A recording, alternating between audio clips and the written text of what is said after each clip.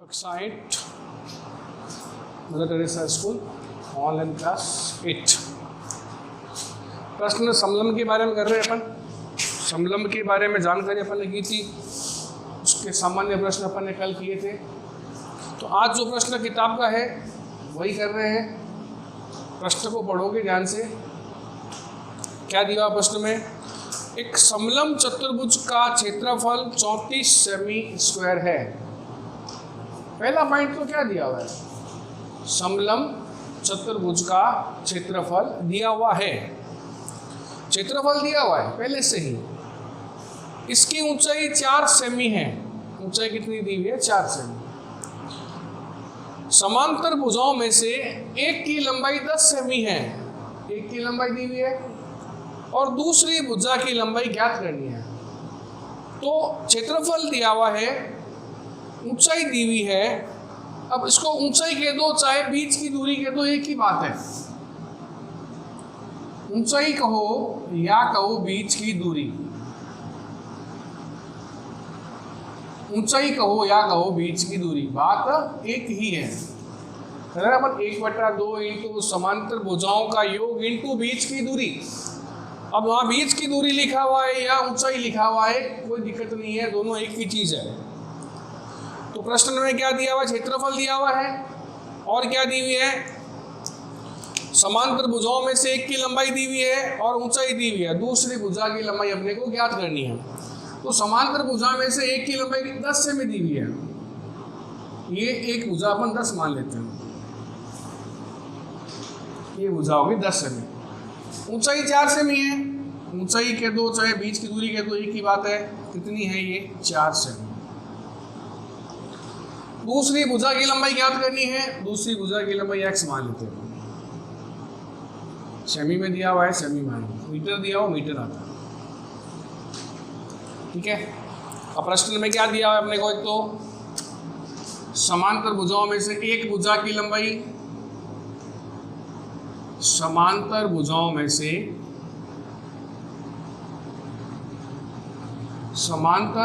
में से एक भुजा की लंबाई बराबर कितनी दी हुई है? 10 सेमी। समांतर भुजाओं में से एक भुजा की लंबाई कितनी दी हुई है? 10 सेमी। यहाँ कितनी आ गई? 10 सेमी। आगे 10 सेमी। अब दूसरी भुजा की लंबाई, दूसरी भुजा की लंबाई, दूसरी भुजा की लंबाई क्या करनी है अपने को? ज्ञात करनी है। क्योंकि लिखा हुआ प्रश्न में समांतर भुजा की, दूसरी समांतर भुजा की लंबाई ज्ञात करनी है।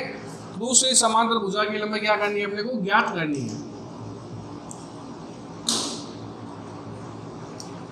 दूसरी समांतर भुजा की लंबाई क्या करनी है? ज्ञात करनी है।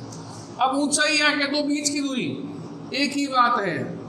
बीच की दूरी कहो या ऊंचाई कहो, एक ही बात है। बीच की दूरी कहो चाहे क्या हो, ऊंचाई, एक ही बात है। कितनी है? 4 सेमी। यहाँ कितना आ गया? 4 सेमी। और एक चीज और दी हुई है। वो क्या दी हुई है? समलम चतुर्भुज का क्षेत्रफल दिया हुआ है। वो क्या दिया हुआ है? समलम चतुर्भुज का क्षेत्रफल कितना दिया हुआ है? 34 सेमी स्क्वायर दिया हुआ है। कितना दिया हुआ है? 34 सेमी स्क्वायर। क्या दिया हुआ है? समलम चतुर्भुज का क्षेत्रफल दिया हुआ है। क्या दिया हुआ है? समलम चतुर्भुज का क्षेत्रफल कितना दिया हुआ है? 34। अब समलम चतुर्भुज का क्षेत्रफल सूत्र क्या होता है इसका? 1/2 इंटू समांतर भुजाओं का योग, 1/2 इंटू समांतर भुजाओं का योग इंटू बीच की दूरी। 1/2 इंटू समांतर भुजाओं का योग इंटू बीच की दूरी। अब बीच की दूरी कहो चाहे ऊंचाई कहो, एक ही बात है। 1/2 इंटू समांतर भुजाओं का योग इंटू बीच की दूरी कितनी है, ये 34 है, बराबर यहाँ पे क्या आ जाएगा 34 आ जाएगा। ये लिखा अपन ने, सूत्र लिखा है यहाँ पे, समलंब चतुर्भुज का क्षेत्रफल। सूत्र लिखा अपन ने, सूत्र क्या होता है, समलंब चतुर्भुज का 1/2 इंटू समांतर भुजाओं का योग इंटू बीच की दूरी। किसका, ये समलंब चतुर्भुज का क्षेत्रफल क्या होता है, 1/2 इंटू समांतर भुजाओं का योग इंटू बीच की दूरी, बराबर कितना है 34। कितना है बराबर में 34। हल कर लो इसको अब, 1/2 इंटू समांतर भुजाओं का योग, समांतर भुजाओं का योग, समांतर भुजाओं में से एक भुजा कितनी है 10, क्या आया 10, प्लस दूसरी ज्ञात करनी है, क्या माना अपन ने इसको x, इंटू बीच की दूरी कितनी है, बीच की दूरी 4, बराबर क्षेत्रफल कितना है 34। क्षेत्रफल है वो प्रश्न में अपने को दिया हुआ है, क्षेत्रफल क्या है प्रश्न में अपने को दिया हुआ है, क्षेत्रफल कितना है 34, ठीक है। अब यहाँ क्या आया, 1/2 इंटू 10 प्लस x आया, क्योंकि समांतर भुजाओं का योग करना है, एक भुजा 10 है, दूसरी भुजा अपने पास में x है, तो 1/2 इंटू 10 प्लस x इंटू बीच की दूरी ऊंची एक ही बात है, कितनी आ गई 4, बराबर में क्या लिखा अपन है, क्षेत्रफल कितना है 34। अब 2 से घटता है 4, 2 एकम 2, 2 दूनी 4, कट गया 4, कितनी बार कट गया 2 बार, 2 से 4 काट दिया 2 बार। अब क्या बच रहा है यहाँ पे 10 प्लस x इंटू 2 बराबर 34। 10 प्लस x इंटू 2 बराबर क्या दिया हुआ है 34 दिया हुआ है। अब क्या करेंगे इसको, यहाँ 2 इंटू में है, इसको पहले क्या करेंगे यहाँ भाग में ले आएंगे, तो यहाँ 2 से गुणा करोगे, फिर 2 का लास्ट में भाग दोगे। इससे अच्छा है कि यहाँ 2 क्या है गुणा में है, यहाँ गुणा में है, इधर आ क्या हो जाएगा भाग में, उल्टा करते हैं जैसे अपन करते हैं प्लस का माइनस, माइनस का प्लस। उसी तरह अगर संख्या बराबर के इधर इंटू में है तो वो उधर जाके क्या बन जाएगी, भाग में बन जाएगी। अगर संख्या बराबर के इधर इंटू में है, उधर बेचो क्या बन जाएगी वो भाग में, और भाग में है तो क्या बन जाएगी वो इंटू में। तो यहाँ पर क्या आ गया, यहाँ आ गया 10 प्लस x बराबर 34/2, 2 यहाँ इंटू में था, इधर आया किसमें बन गया, भाग में बन गया। क्या आ गया अब 10 प्लस x बराबर 34/2। तो 34 में क्या करना है अपने को, 2 का भाग देना है।